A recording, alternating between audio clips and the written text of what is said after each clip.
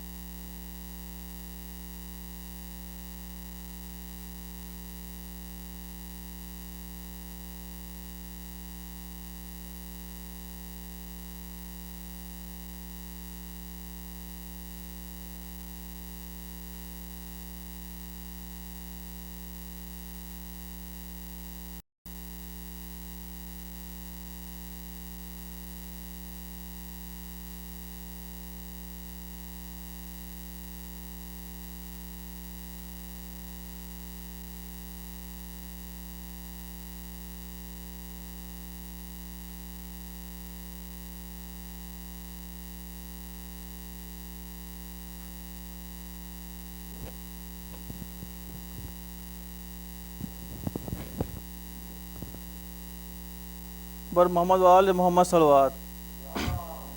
Salli ala Muhammad wa ale Muhammad. On behalf of IEC management, it is our greatest honor to have Sheikh Ali Najaf be here with us today and recite his series of lectures for the next 3 days. I pray to Allah subhanahu wa ta'ala that give him the strength, knowledge and the courage to continue in spreading the word of Islam and the teaching of Muhammad wa ali Muhammad. Bar Muhammad wa ali Muhammad Salawat.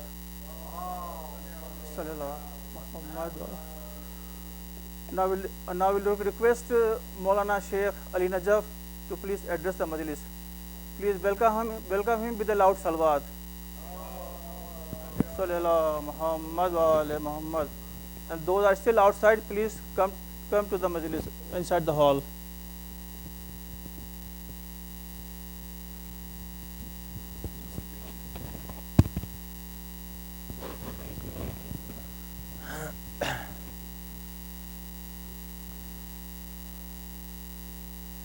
رحم الله من قرأ سورة المباركة الفاتحة.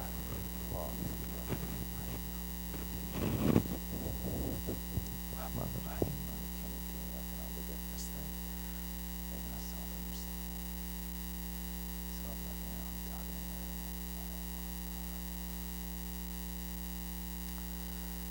بسم الله الرحمن الرحيم. صلى الله عليك يا سيدي ويا مولاي يا رسول الله. صلى الله عليك يا سيدي ويا مولاي يا أبا عبد الله. طبتم وطابت الأرض التي فيها دفنتم سيدي. فيا ليتنا يا ليتنا كنا معكم فنفوز والله فوزا عظيما. صلوات اللهم محمد وآل محمد. أعوذ بالله من الشيطان الرجيم. بسم الله الرحمن الرحيم. والصلاة والسلام على أفضل الأنبياء والمرسلين بارد الخلائق أجمعين سيدنا وسندنا وشفيعنا مولانا وحبيب قلوبنا أبي القاسم محمد. اللهم صل على محمد وآل محمد وعلى بيته الطيبين الطاهرين المعصومين المظلومين الذين اصطفاهم الله أجمعين. أما بعد، فقال الله تعالى في محكم كتابه الكريم: بسم الله الرحمن الرحيم. يسبح لله ما في السماوات وما في الأرض الملك القدوس العزيز الحكيم. هو الذي بعث للأميين رسولا منهم يتلو عليهم آياته ويزكيهم ويعلمهم الكتاب والحكمة وإن كانوا من قبل لفي ضلال مبين صدق الله العلي العظيم صلوات على محمد وآل محمد اللهم صل على محمد وآل محمد. My respected elders, my respected brothers and sisters, I bid you all assalamu alaikum wa rahmatullahi wa barakatuh. I would like to start my discussion by acknowledging and thanking this beautiful community, IEC Husaini, for inviting me and having me here. It's a pleasure to be here, so thank you for having me. Within the next 3 nights, I'd like to really ask certain tough questions and try to answer and analyze certain questions that have been important and really striking within the Muslim world. Tonight's conversation and discussion is on Islam and miracles and the position of religion on miracles. Tomorrow night's lecture is going to be with regards to Islam and feminism, and what is Islam's position on feminism, or does it accept or reject ideas of feminism? And finally, on the final night, we'd like to discuss ISIS and the roots of ISIS that exist within certain traditions, and where ISIS originates and where ISIS is going, because I think it's extremely important to analyze the discussion from a theological viewpoint of where is the standpoint of ISIS. And the lecture is titled, How Muslim is ISIS? Because the conversation and discussion on the Muslim bias of ISIS is a very prevalent conversation today, specifically with the bringing forward of people such as Sam Harris, people such as Richard Dawkins, many individuals who've been really discussing and analyzing religion. And if ISIS has done a thing, it has really brought about conversations regarding Islam and in general religion. The thing that we're discussing tonight, which is miracles within religion, has been a hot topic for a very long time. Ever since the arguments presented by philosophers such as David Hume, many people of religion have asked themselves, what is the basis of miracles and what's my reaction to the miracles that are in the Quran? You have certain literalists who come forward, for example, within Islamic history, and said that the miracles within the Quran are things that we look at and we take the of religion. And why are there different miracles for every prophet? And why did not one prophet give the same miracle to get the people to simply believe?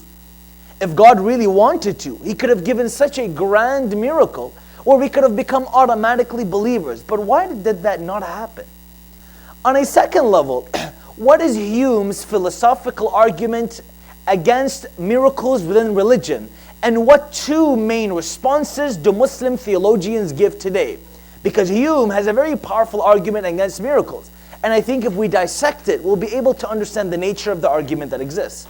On a third level, what I want to note is, does my faith depend on my belief in miraculous events, or is my belief transcendent in the belief of miraculous events? How do we compare to our Christian brethren? And how do we compare to our Jewish brethren? Who, for example, our Christian brethren believe that the climax of the life of Jesus is when He was crucified and then later came to live. That is a very miraculous act. And the pinnacle of Christian faith and belief is based on that act. What is our position towards that? And finally, what I want to recall is, what is the miracle that happened to Abu Abdullah on the day of Karbala that brought many individuals away from the enemy side and towards his side on the battle of Karbala? Because there's a specific miracle that happened on the day of Ashura where many individuals came from the side of Yazid and came over to the side of Imam Hussein.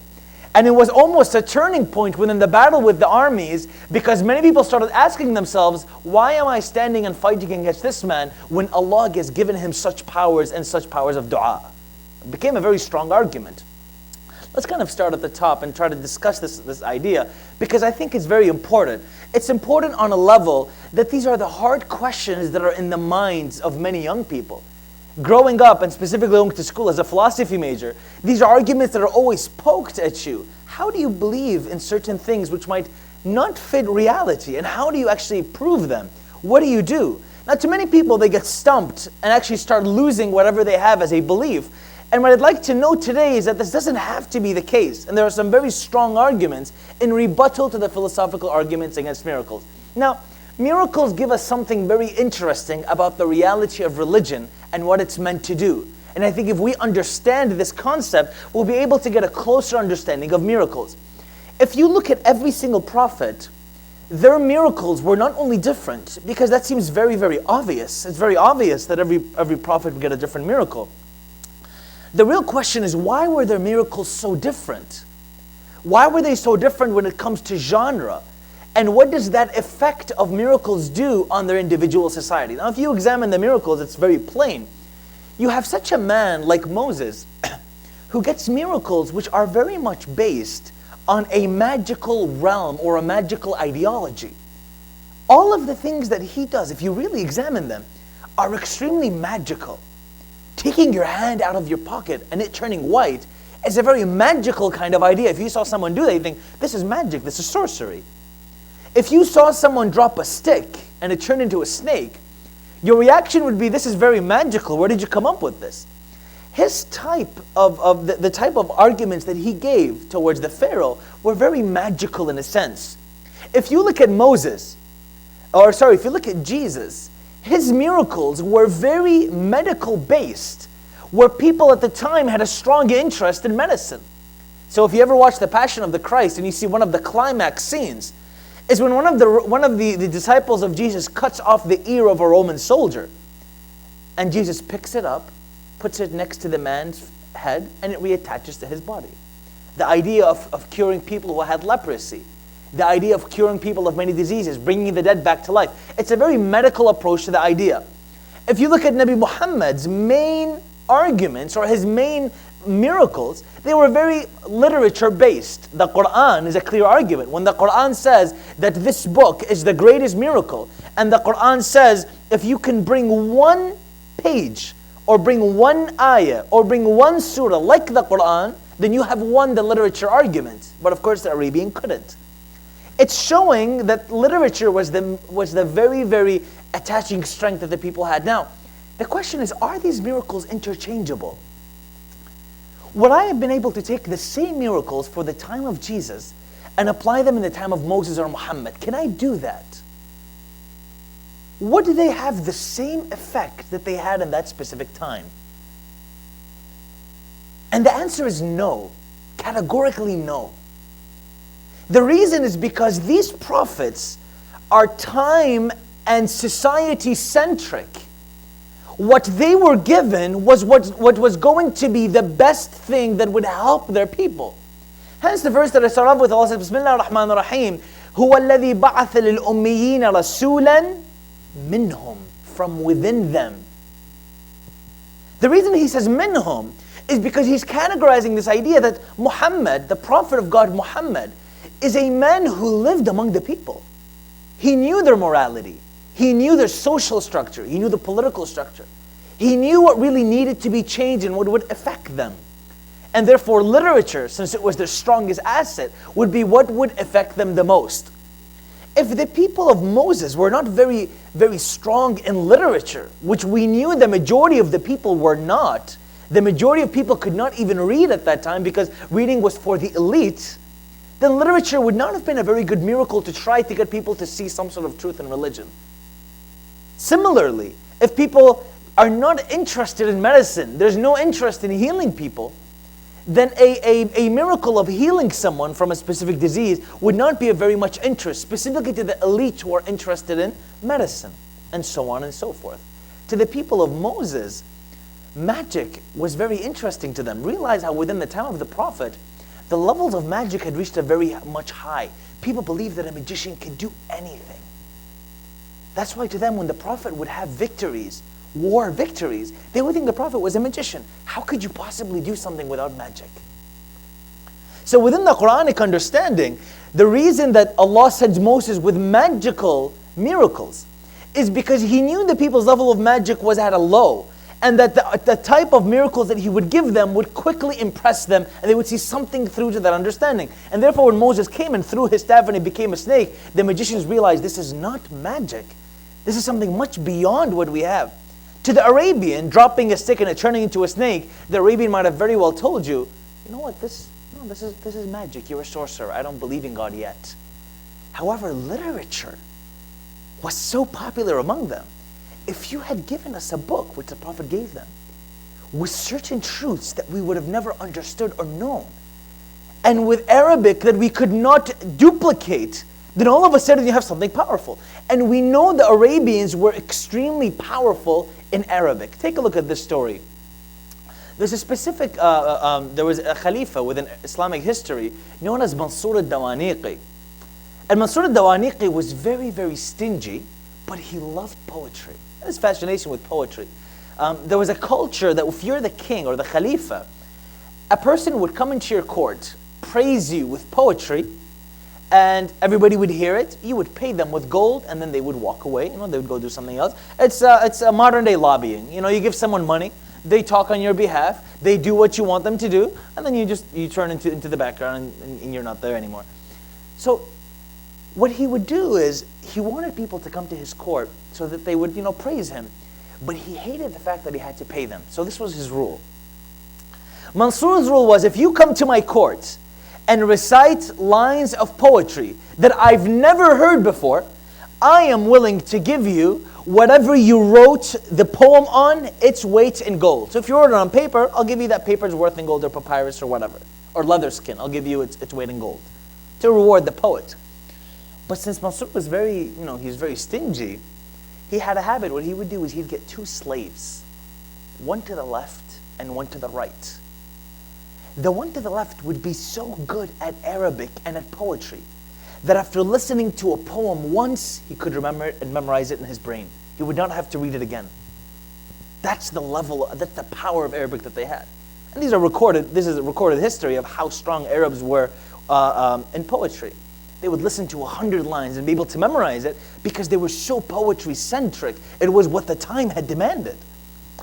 The person next to him, to his right, would listen to poetry twice and memorize it. So a person would come, would read his poem. The guy to his left has already heard it once. He would memorize it. He would read it. The guy to his right would have heard it twice, would memorize it. He would read it. So imagine I come into Mansur's court and I say, "Oh Mansur, I've got a poem for you today to recite." Mansur says, "Recite it." I recite the poem. He says to me, "You know what, that's a beautiful poem. I just want to make sure no one's heard it. Just want to make sure. Has anybody in this court heard the poem?" The guy to his left will say, "You know what, I've heard it. This is not new. This has been recited everywhere. This is nothing, you haven't brought anything new. You know what, maybe you're biased. I'm going to get another opinion. Has anybody else heard the poem? Has anybody in this court?" The guy to his right said, "Look, I've heard it too." Mansur would say, "There are two people here who've heard it. This poem must be, this must be very old. Take it back, I'm not giving you anything." Because he's stingy, he doesn't want to pay. At one point, he had a very smart poet called Al-Asba'i. And Al-Asba'i was very intelligent. He knew that he had to catch Mansur in his lie somehow, and he knew what was going on. He had an idea that these two men next to him were just memorizing the poetry. They really had no idea they had no idea that these men had worked so hard to write the poetry. So Asba'i comes in and he recites some of the most unbelievable Arabic. I can't even memorize it because it's so hard, so I can't recite it to you. Very, very hard Arabic. It's a tongue twister, and it relates to a bird flying in the sky. It's very basic, but it was a very strong tongue twister. And Mansur is there listening to this guy. He's like, "Oh my God, I have no idea how they're going to memorize this." He looks at the guy to his left. He's like, did you memorize it? The guy's like, "Look, I've got no idea what he's talking about. Look at the other one." He's like, "Have you memorized it?" He's like, "I've got no idea what he's saying." He says, "You know what, fine. Give me the poem. Bring it. This is new. I like it. Whatever. Give me the poem." He takes the poem. He says, give me what you've written the poem on. I want it so I can give you its weight in gold. Asba'i was smart. He says, "Do you see that big black rock over there?" He says, "Yeah." He says, "I carved the poem in the rock. Give me that thing's weight in gold." To show you the power that the Arabians had when it comes to literature and when it comes to actual Islamic and within Arabic. The question is, what does this tell us about the reality of religion? What it's trying to say, the Quran is trying to point out that miracles are not simply a standard of belief. However, what they really are time interchangeable and context interchangeable in order for them to really adhere to what the people are thinking and believing. Therefore, if a miracle is given which I would not really connect to, there would be no point in me saying it's a miracle. If, for example, someone came in this day and age and say, "You know what, I have an iPhone for you, and you can do something phenomenal with it," I'd say, "Well, look, iPhones are very accessible. This is nothing new." However, if the iPhone was invented perhaps 500 years ago or 1,000 years ago, it would become what? Miracle context. Because all of a sudden the time and the place has changed the context of the miracle. So miracles are not set in stone. However, they are contexts where where a prophet would try to relate to his people through the idea of a miracle. Most people think a miracle is by far simply to be looked at, understood within all time. And that just is not the case. There are certain miracles which are what? Time sensitive. What the Quran is trying to say here is advanced. And as people's understandings grew, so did the miracles that you needed to provide for them, because they now believe in something very different. Magic to the people of Prophet Muhammad would not have been as strong as literature. Why? Because the ideologies of the people had advanced. Their social situations had advanced. Their beliefs, their political understandings are different. Their culture was different. And therefore what needed to be brought to the people was something that would blow their mind on a literary level, which the Quran was a perfect match to. Do you see how this is working? It's extremely important to realize that religion tends to the needs of the people, not only on a very lateral stage, but also on a very vertical stage, where people now are looked at within their context and their understanding and their social structure. Religion understands that. And therefore the Quran shows great examples of how as time advances, so do the miracles that the people receive. Because Allah knows as time changes, the ideology of the people change. Their thoughts change and their beliefs change.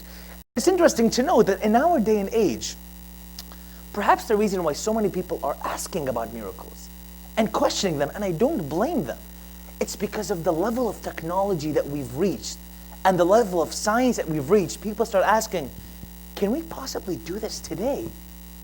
Would it still be considered a miracle if we can do that? I mean, people have been flying into space. We've reached the moon, right? And many young people ask these questions.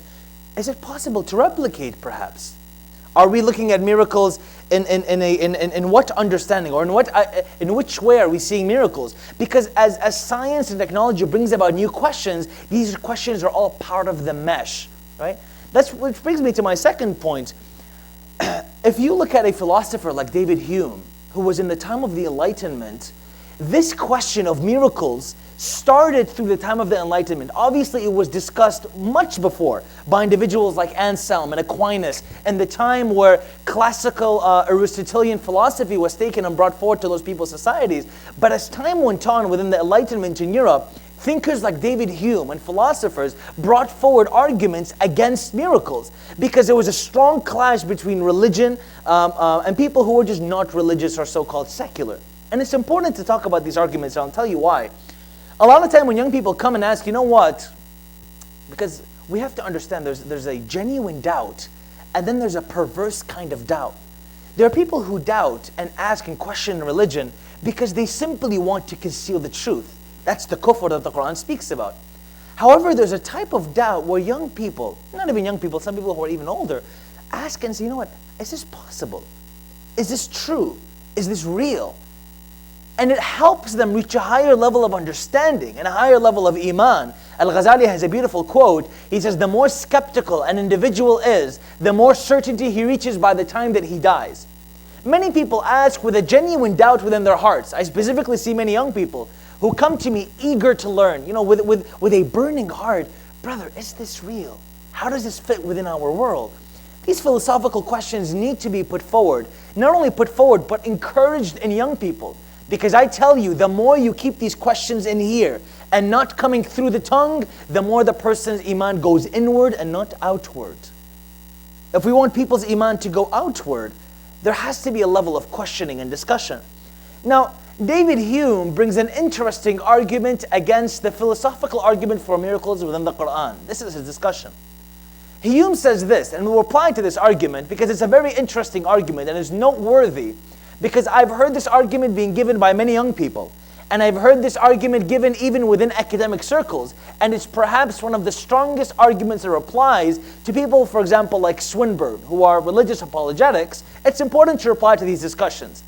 Hume comes forward and says, when I see something in my world very, very empirically, and if I want to believe in something, let's take an example like Jesus being crucified and coming back from the dead. Of course, as Muslims, we don't believe that, but we want to take an example and look at it from the Christian perspective because that's the way he had seen it. Hume says, when I look at something like Jesus dying and coming back to life, I see two things. There is a proof and an idea which is being given to me from testimony from the Bible or whatever, or the Old Testament or the New Testament. And then there are ideas that I see within my world. The biggest clash that happens with miracles is people saying, you know what? The Quran says the Prophet went to heaven on a winged horse. How is that possible? How does that happen? I don't see it happening physically. My world rejects that. So how does that work? Or people will look at someone like Musa dropping something which is inorganic, like a stick, and it turning into something organic, which is a snake. Going from inorganic to organic is not something that's easily happening in science today. So many people start asking, you know what? These might not fit within our modern world. And there's an answer and reply to that. Hume is trying to show that distinction that's happening. He's saying on one side, I have a lot of evidence and tantamount amounts of evidence that are telling me if someone dies, they just don't come back to life. If someone dies and we say, you know what, this person has been pronounced dead. You don't expect them to come back to life 3 days ago. Unless you're in the Middle East, for example, and by mistake you bury someone, they weren't dead and they pop out of the grave and they knock on your door, hey, you buried me by mistake. It happens. It happens. I've had some relatives say, you know what, we buried someone, and it turns out he wasn't dead. Right? People hear noises or knocking from within the grave because the person is in a coffin.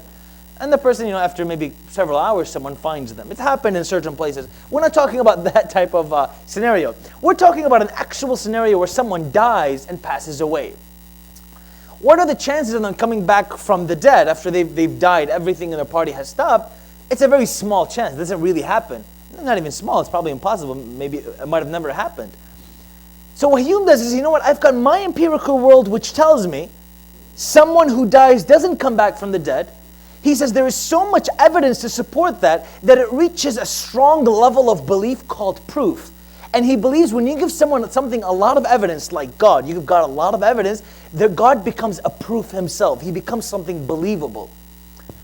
The idea of someone dying and not coming back from the dead medically is something that a lot of people know as a proof. If someone dies, there's a lot of evidence to show that they can't come back from the dead.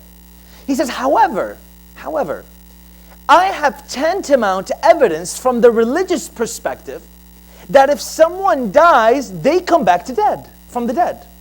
And he cites examples such as Jesus dying. He says, first of all, I have an issue with the testimony that's given within the Bible that if someone dies because he had a testimony issue with the Bible. I wouldn't blame him, to be honest.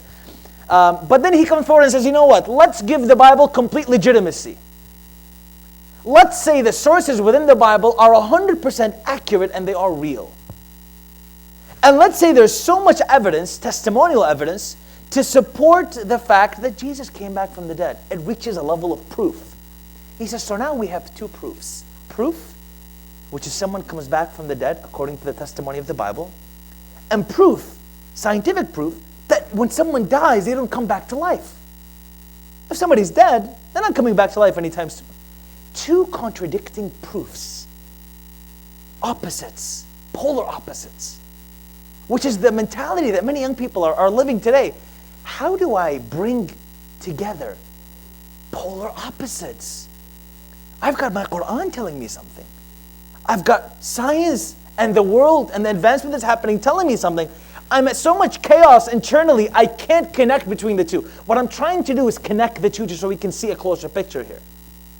Hume says when you have two proofs that are contradictory to each other, he says, I always, and this is quoting him, he says, I always reject the greater miracle and accept the lesser miracle, the lesser extraordinary, because there's a higher chance that the greater miracle or the more extraordinary has been fabricated or is a lie, according to him. And he cites an example. He says, if someone was to tell you that, your brother died through a car accident, or your brother told you or someone tells you that your brother died because a UFO ran over him, which one would you most likely to believe if they both were backed up with strong evidence?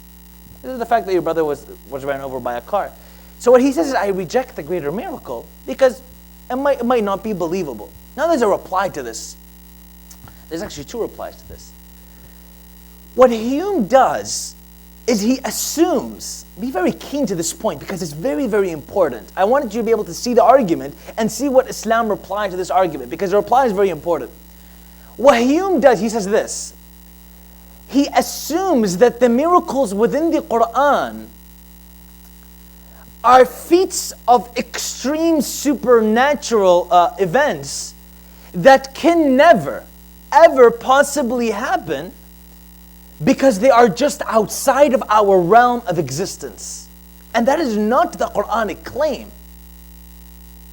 When we look at the miracles that are within the Quran, yes, we believe they are supernatural. They are supernatural for the context of the people who were living at the time, because the prophets had such a knowledge of the world that they were able to apply things outside of their context. I'll give you an example. If Moses was present with us today and took a stick and dropped it to the ground and it became a snake, many people would not be very surprised because, you know what, this might be a hologram. We have technology like this. We have certain robots that look so real that they can actually be, they seem like they are real. What I'm saying is miracles are context sensitive. Here's an example. 200 years ago, as I mentioned earlier, this idea of a smartphone or clicking a button and looking at someone who is in the other part of the world was near impossible. If you were to say to someone, you know what? If you were to say to someone, you know what, there's going to be a device where you can click a button and see someone from the other part of the world, no matter where they are. The person will say, this is crazy. This is heresy. Where'd you get this from? Impossible. You're telling me I can click a button in 100 years, 200 years, and see anybody anywhere? That sounds crazy. But it's happened. We've done it.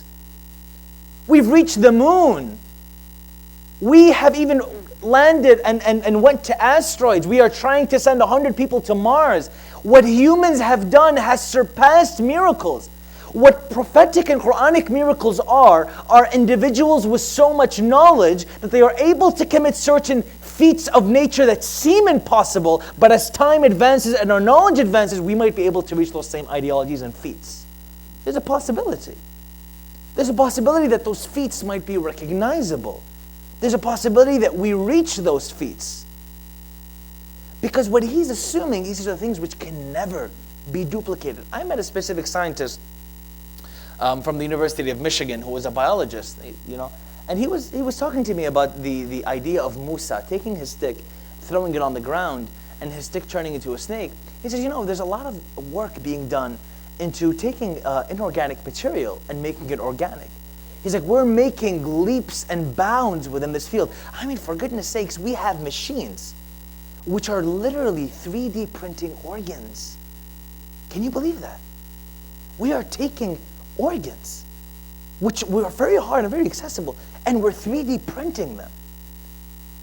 What I'm saying is that the miracles within the Quran, when you put them within the context of our modern world, do not seem as bizarre as Hume might have made them. Because he was in the 17th century, he might have not seen how feasible these things actually were. They're not as unfeasible as they are. Take a look at the Prophet going to the heavens. Today we're discussing things such as black holes, wormholes, time travel. Now, theoretical physics has gone so deep into these ideas. What I'm trying to say is things which were not possible or miraculous have become possible. And this is something that Hume is missing within his argument. Something might seem miraculous from way before, but as time advances might be very feasible. Now, let me get to my third point, which is do I need to believe in miracles? Or what is my status on belief in miracles in order for me to have strong faith or be a Muslim? Because many times the way that we respond to young people, and it's sad that we respond this way. I've seen people who, when a young man comes and says, brother, I'm doubting miracles, can you prove them to me? One man might say to him, you know what? You doubting is wrong. Allah says have iman. If you doubt, Allah is going to throw you in hell. It's a genuine doubt.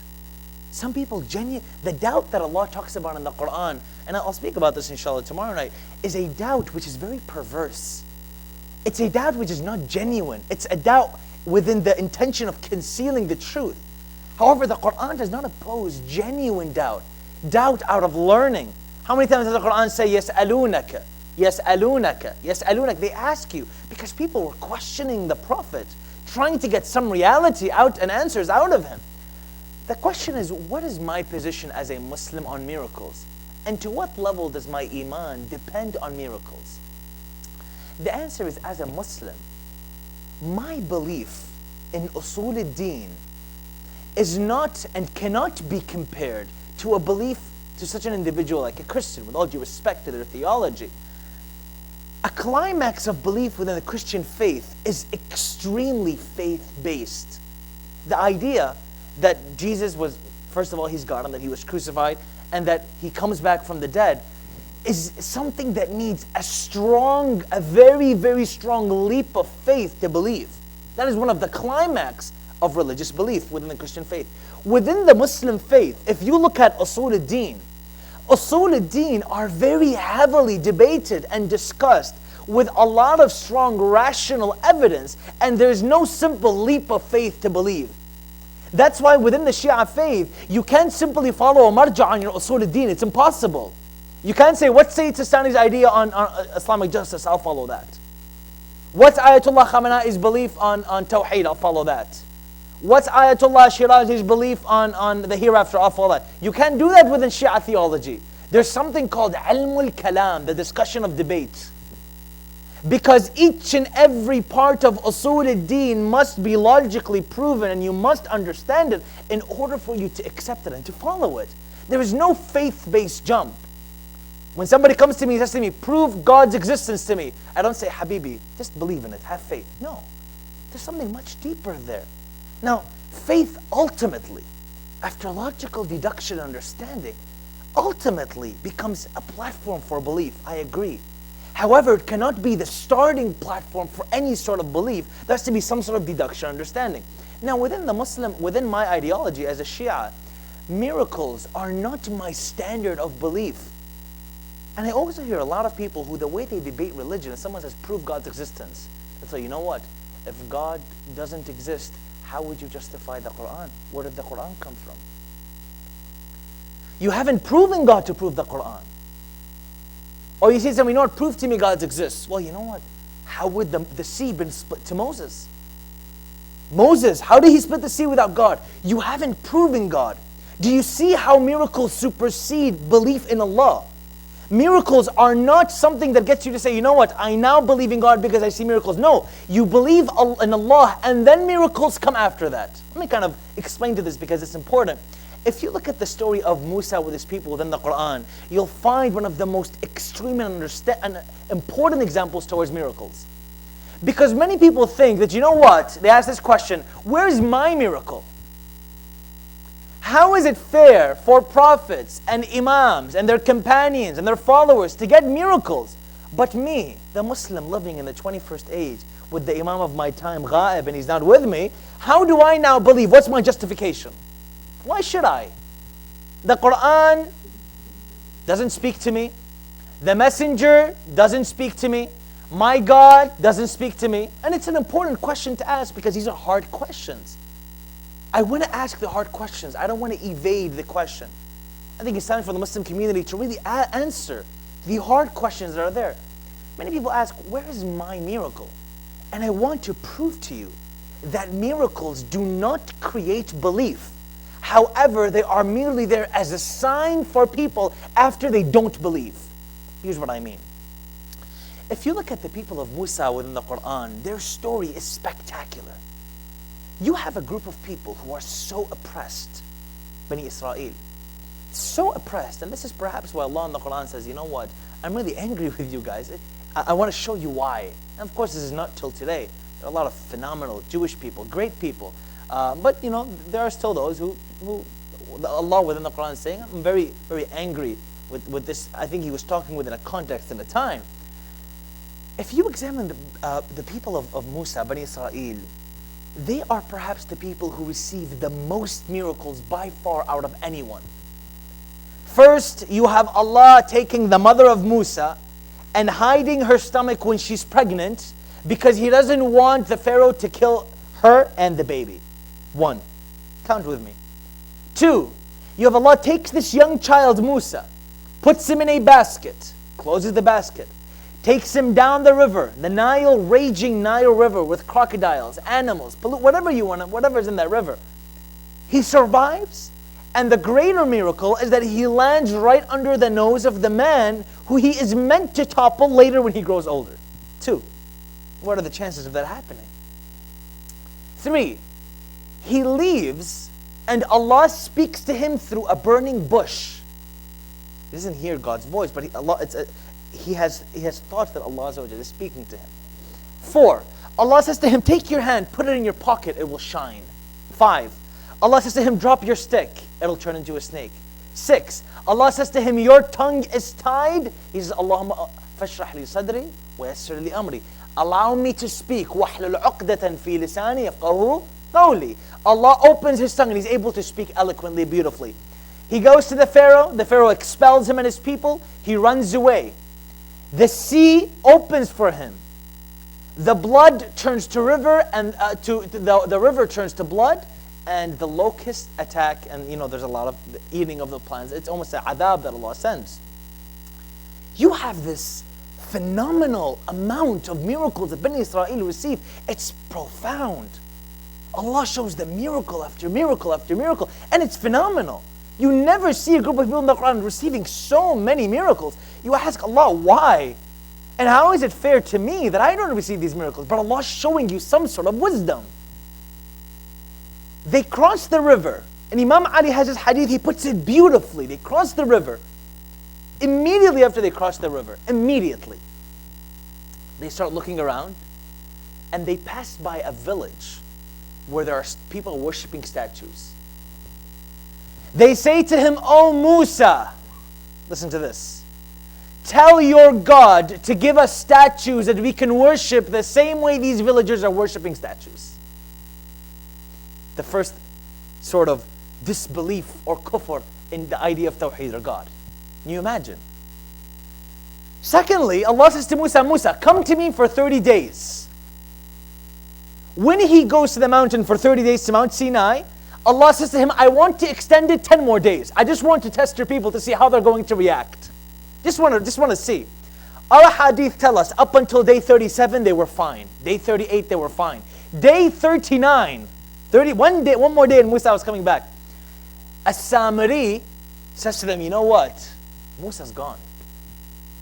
God has abandoned us. I think we need to make ourselves a God and pray to him." Look at the stupidity. They take the gold they have, they melt it, and they mold it into a calf. And they create 2 holes, one from the front, one from the back. And as wind passes through these holes, the calf was making loud noises. This is how the world works. If you have a tube and there's noise that goes through it, it makes a sound. That's how a flute works, for example.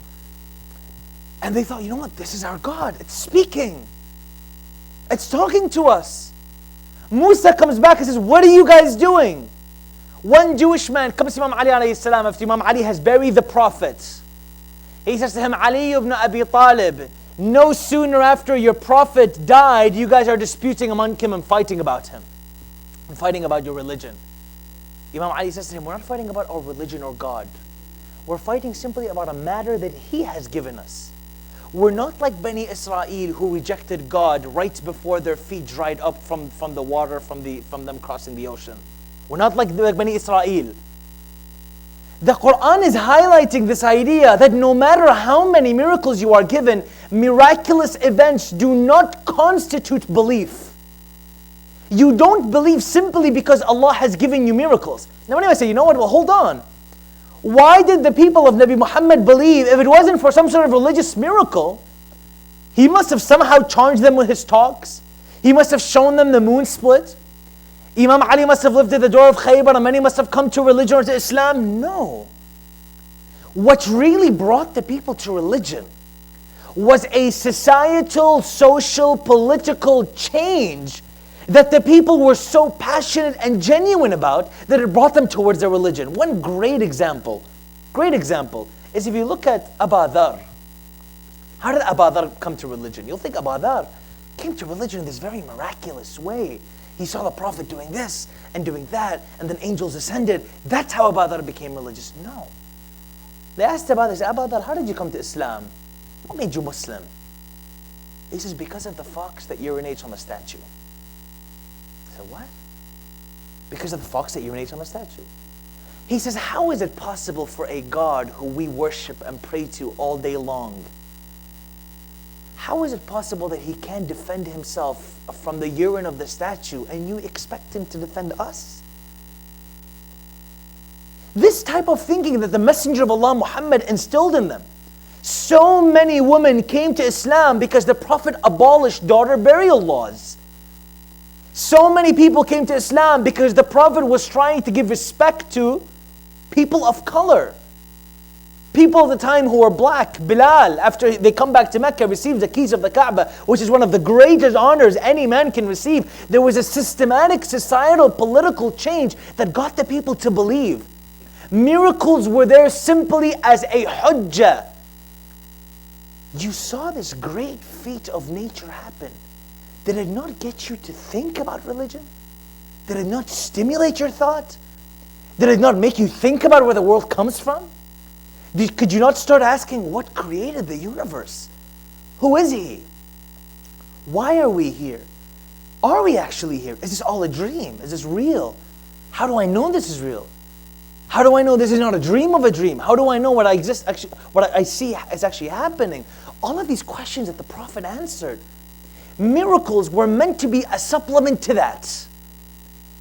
To many people, you ask some people, why did people come to Islam? Well, you know what? The Messenger of Allah was so beautiful, they decided to join Islam. Well, the Messenger of Allah was very, very beautiful and good looking and charming. And he was great with the way he talked. And he approached people with such akhlaq. But was there something else? The people of Arabia who were oppressed with wrong laws, they were oppressed with injustice, with slavery, with killing, with the burial of daughters, with so many other issues, saw this as a social change, as a time for Arabia to revolutionize and become something better.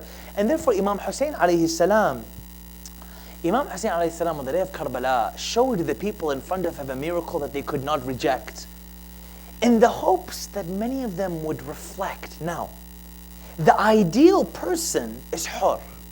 Why is he ideal? Hur did not see a miracle to come to Islam. Hur's own intellect was enough to get him to reach and understand what's haqq and what's batil. Hur didn't need to see a miracle for Imam Hussein. To him, the fact that Abu Abdullah was the direct grandson of the Prophet of his religion, for goodness sakes, was enough for him to come towards the army of Abu Abdullah. He didn't need anything else. What's this saying? Philosophically, this means, it's a very strong principle, that our faith and our belief in religion comes from our own deduction and understanding. At times, it's stimulated by miracles. But to ask and say, why should I believe? Why should I come to religion when I need miracles? If you think religion is about miracles, and believing in Islam is about miracles, then you have not understood religion. Religion is so much more than that. Religion is so much more than believing in miracles, something much greater. It's so much more phenomenal than that. We'll get to this inshallah tomorrow and the day after. We'll get to the reality of religion and what it is. But I want to know, Imam Hussein alayhi salam on the day of Karbala, what he did was that he decided to dig a trench behind the camps of the women, because he realized that these men who he's fighting have no honor. So what's going to happen is that many people are going to come from behind as he's fighting or other men are fighting and loot the tents and perhaps even kidnap or kill someone that's in the tents. So he took his companions and he dug this big trench around the back of the camp. As he's digging the trench, what they were doing is they dug a trench, they filled it with fire and they burnt it. A man by the name of Hussein comes to Abu Abdullah. He comes and he says to him, Ya Hussein, قد استعجلت بالنار قبل يوم القيامة. Hussein, you're hastening to fire before the day of judgment. Imam Hussein raises his hands right at the moment, and many men were witnessing this. He says, Allahumma adhiqhu adhab al-nar qabla yawm al-qiyamah. Oh Allah, let him taste the hellfire before the day of judgment. Narrations say immediately that this man's horse kicks up, he falls off the horse and his leg gets caught onto the saddle. The horse runs and strikes him onto every single rock. And finally it comes next to the fire and it throws him into the fire and the man burns to death. Many people on the day of Ashura saw, on the day of Karbala and in the battle of Ashura, they saw this happening. And thought, this is unbelievable. That's why there's no battle in history where you have 30,000 fighting 72. Imagine this. None of the 72 joined the 30,000. Many of the 30,000 joined the 72. Why would you when you know you're outnumbered and you're going to be killed? It shows true conviction. It shows in belief in something that's much beyond winning in numbers. You must be crazy to do that. Why would you? How could you? It's the same conviction that drives many young men today to go out and fight injustice all over the world. They know they might be killed. They know they might die. But they say, you know what, there's something much greater for me. There's a reality that exists out there that's greater for me. Even though I might not understand it totally, it's greater for me. And that's why Imam Hussein says this. He says, my companions are the best companions. There are no companions like mine. Because the ones who fought with Imam Ali and the Messenger of Allah, Muhammad, fought with numbers. They fought with numbers, even within the battle of Badr, which was the toughest battle that the Muslims had. And Imam Ali fought valiantly in that battle. It was 313 against 984. It wasn't a difference of 30,000 and 72. 30,000 and 72 is a very, very strong difference. On the night before the battle of before the day of Ashura, Lady Zainab comes to Imam Hussein alayhi salam, and she says to him, Aba Abdullah, have you tested your companions to see what their level of readiness for tomorrow is? Are they going to run away from you? As they're talking, they hear chanting outside the tent and yelling. They hear Habib ibn Mudahar standing with his companions, who was the leader of the Ansar. And you hear Abu al-Fadl al-Abbas standing with Bani Hashim, two sides. Habib ibn Mudahar is saying, Abbas, tomorrow we won't let you die before we go forward before you. And Abbas is standing and saying, we won't let Hussein die. And we won't let you die before Bani Hashim go first before you on the battlefield. Fighting over who goes first to fight. Can you imagine? And there, Habib ibn Mudahar gives that great speech, and he says that we will not relent and we will not stop, and we are adamant at removing these men no matter what it takes and at what cost. And that's where Lady Zainab alayhi salam calls Habib. She sends a messenger to Habib. Habib hears that Zainab is calling him. He sits on the ground and starts to slap his head and cry. And they say to him, Habib, why are you crying? He says, who am I that Zainab, the daughter of Ali, is calling me by my name? Who am I to Zainab, the daughter of Ali? Even though the companions were with Abu Abdullah alayhi salam that night, the day that was to follow was a day of true tragedy. Abu Abdullah alayhi salam, on the day after that, on the battle of Karbala, would stand amongst his men and say, Ya Abis, Ya Muslim, Ya Habib. He would call them by their names as they were laying on the ground and they had given their lives for Abu Abdullah. He would say, Ya Abis, Ya Muslim, Ya Habib. لما أناديكم فلا تسمعون وأدعوكم فلا تجيبون. He says to them, why do I call you, but you do not reply me? وَلِمَا أَدْعُوكُمْ فَلَا تُجِيبُونَ أَأَنْتُمْ نِيَامٌ أَرْجُوكُمْ أَنْ تَنْتَبِهُونَ. He would say to them, companions, if you are sleeping, please awake and aid me. Please come and help me. When he would hear no reply, he would then say, ألا هل من ناصر ينصرنا ألا هل من معين يعيننا. He would then say, is there anyone to help us? Is there anyone to aid us?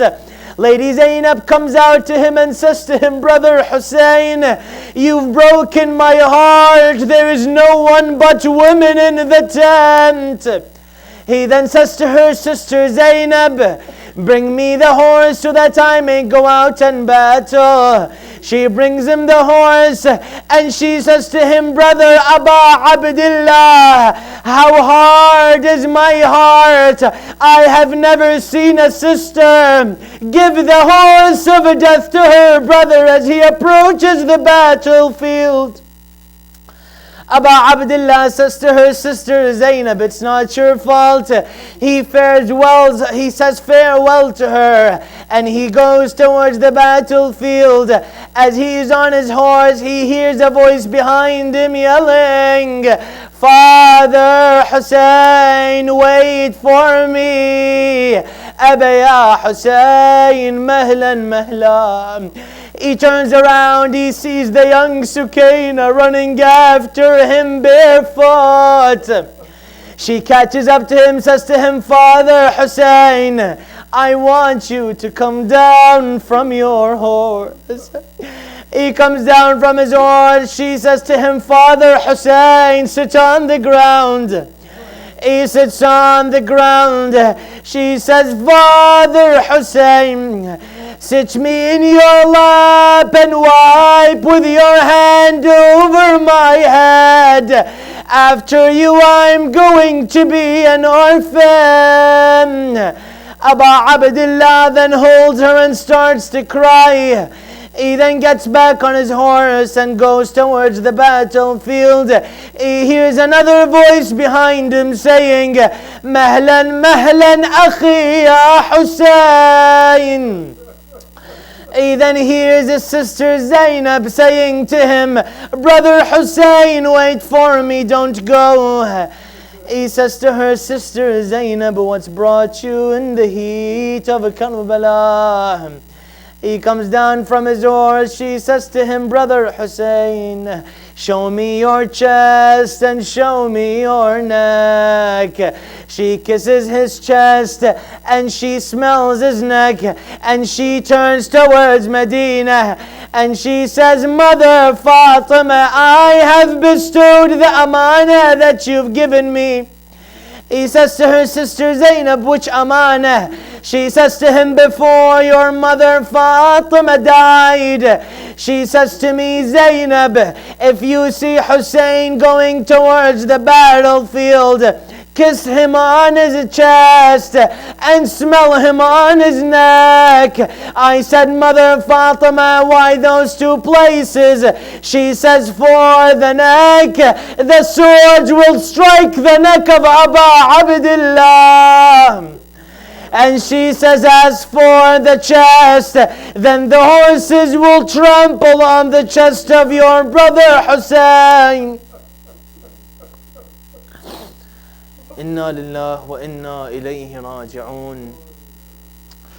وسيعلم الذين ظلموا آل محمد أي منقلب ينقلبون والعاقبة للمتقين يا Allah. Let's raise our hands towards our brothers and sisters. There are many who have asked us for hajat, and many who are in need of our prayers. We'll say the Ammani Juba 5 times together. And Ya Allah 11 times. Bismillahir Rahmanir Rahim.